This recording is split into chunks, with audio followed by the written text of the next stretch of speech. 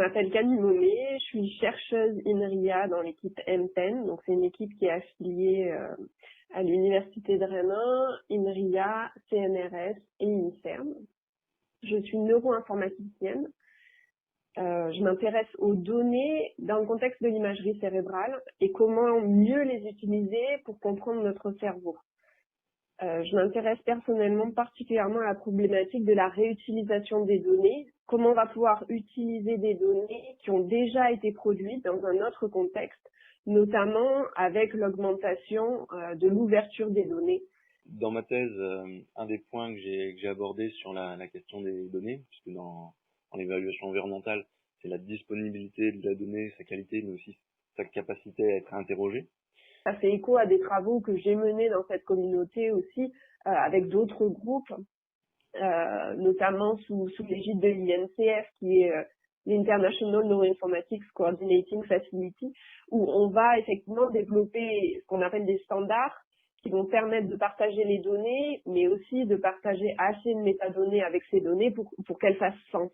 Et donc, il y a une partie des modèles qui sont basés RDF, donc effectivement avec du Sparkle, mais jusque-là, on n'avait finalement pas du tout de standard pour représenter les données. C'est-à-dire que chaque laboratoire représentait les données d'une certaine façon. Donc, quand je dis les données, ça va être, par exemple, quand on a plusieurs participants, chaque participant va avoir plusieurs images. Ça va être une image anatomique qui va être une sorte de photo du cerveau, une image fonctionnelle qui va montrer l'activité cérébrale, et ainsi de suite. Et donc, toutes ces données qu'on rattache à un participant, il va falloir les organiser d'une certaine façon pour qu'on sache, eh bien, telle image appartient à telle personne, c'est tel type d'imagerie, et ainsi de suite.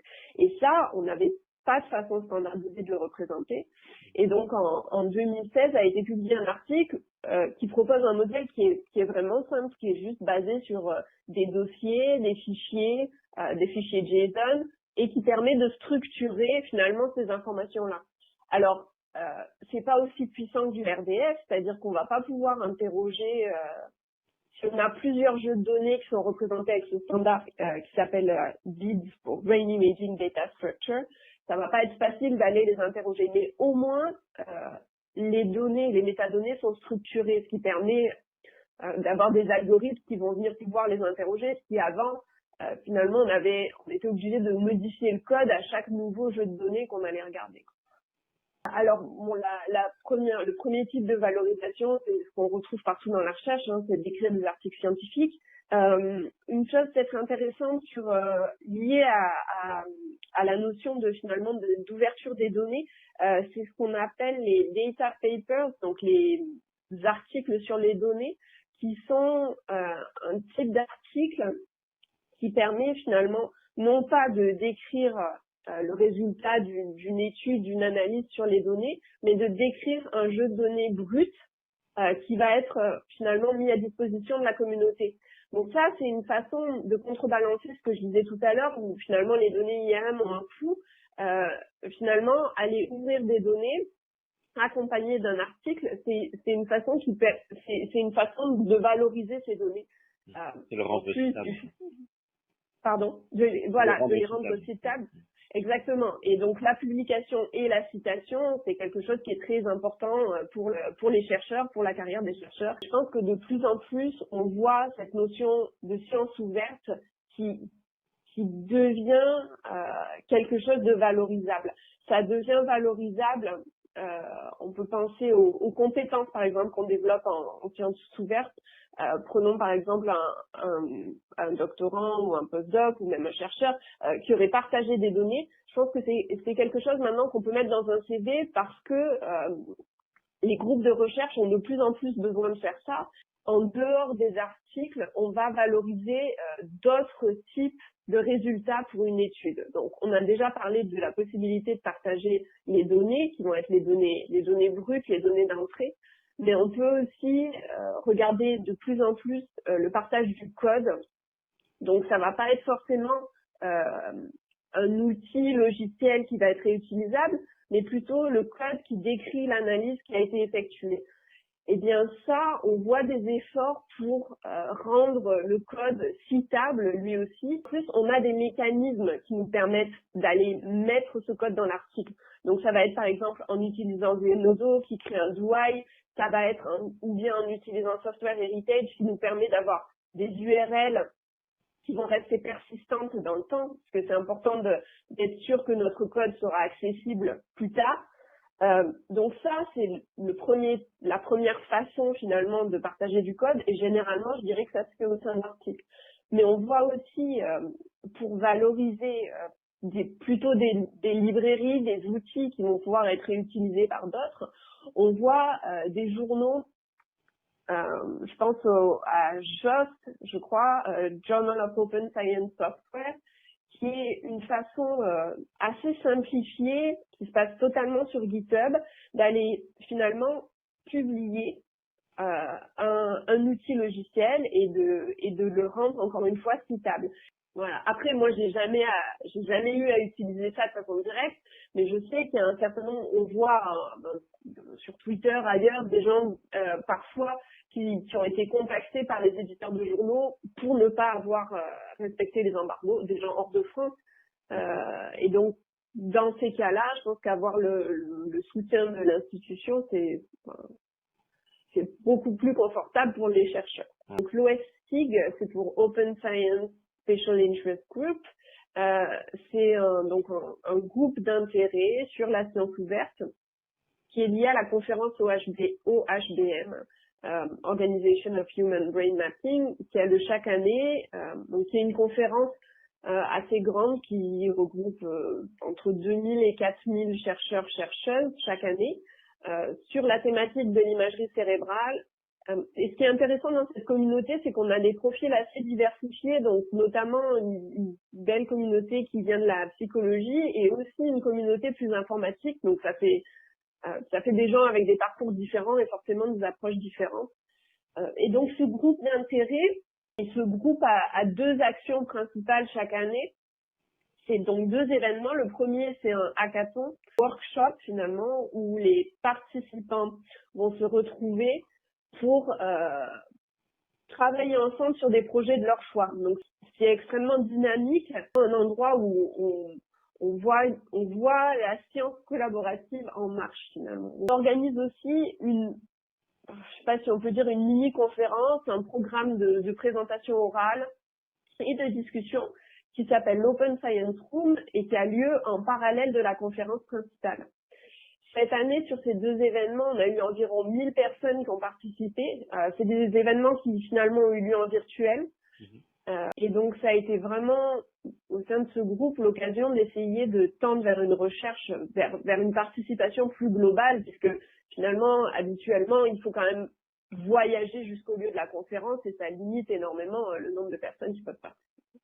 Si, il y a eu un hackathon cette année, organisé tout en virtuel, autour de, comme l'OSR, ça a été organisé autour de ce qu'on appelait des hubs. On avait Asie-Pacifique, Europe, Moyen-Orient et Afrique, et les Amériques. Le hackathon, il est en deux parties. Le hackathon HBM, il y a cette partie plus projet qu'on appelle Hack Track, mais il y a aussi une partie plus de cours qui sont organisés qu'on appelle Train Track, et toutes les vidéos de la Train Track sont maintenant en ligne. Okay. L'année dernière, au hackathon, on avait 95% de participants qui venaient d'Amérique du Nord ou d'Europe. Cette année, il faudrait que je retrouve les chiffres, mais on a quelque chose de beaucoup plus distribué géographiquement, mais en ayant un événement virtuel, c'est la possibilité d'aller vers quelque chose de plus global. Je pense que c'est extrêmement intéressant. Le fait qu'il n'y ait pas plus d'occurrences de ce type d'événement vient parce que ils ont un coût. Alors, tout à l'heure, on avait parlé des frais d'inscription, parce qu'il faut prendre en charge l'hébergement d'outils de travail en ligne ou des choses comme ça. Alors, en fait, j'ai pas mentionné ça, mais j'ai parlé du hackathon de l'Open Science SIG, mais en fait, ce hackathon, il fait partie c'est un groupe un peu informel qui s'appelle Brain Hack, qui sont donc des hackathons dans le domaine de la neuroimagerie. Et ces événements-là, il y en a toute l'année, partout dans le monde. Chaque chercheur peut en organiser. Et à organiser localement, c'est un coût qui est beaucoup plus faible puisqu'on n'a pas à voyager. À Rennes, on a participé 2 fois à le Brainac qui a lieu une fois par an, qui s'appelle Brainac Global, où finalement, plein de petits événements de ce type sont organisés partout dans le monde au même moment. Et donc, on peut avoir des échanges entre sites, mais on travaille essentiellement localement. Donc, c'est un partage un peu de pratiques, d'échanges. Ça facilite l'organisation aussi d'avoir une structure plus large. Donc on en a beaucoup et je pense que de plus en plus de gens y participent. Le coût pour les participants, ça dépend du Brainac en fait. C'est tellement décentralisé que l'événement est organisé localement et définit son coût localement. Il y a pas de vraie organisation globale qui gère ça. C'est vraiment chaque chercheur qui adhère finalement à ce modèle de pensée, qui peut aller créer son événement et en faire la pub sur ce site web. Quand on a organisé à Rennes, on n'avait pas de frais d'inscription. Et alors, ça me fait vraiment réaliser, j'ai oublié de parler d'une chose, j'ai oublié de parler d'aperture. Et je pense que c'est donc les personnes dans notre communauté qui réfléchissent à ces questions-là de façon rapprochée. Je crois qu'ils vont sortir une première version bêta dans les prochains mois. D'accord. L'idée, c'est de pouvoir aller publier des choses très différentes. Et l'idée, c'est aussi d'arriver à créer un nouveau système de publication qui soit de très haute qualité, disons, qui devienne un peu la star dans le domaine. Et je pense que ces efforts-là sont importants aussi parce qu'il nous faut une nouvelle maison pour savoir où est-ce qu'on va aller publier nos articles quand on n'ira plus chez les journaux commerciaux, quoi. C'est un bon tour. Peut-être juste une chose à ajouter que j'ai pas forcément dit explicitement, mais qui était un peu en trame de fond.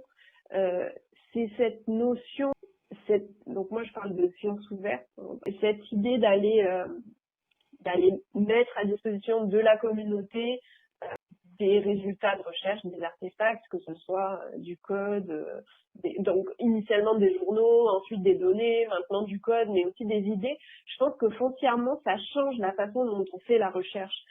On travaille de façon moins individuelle au sein d'un laboratoire ou au sein d'un consortium et de façon plus collaborative, et ce, à toutes les étapes.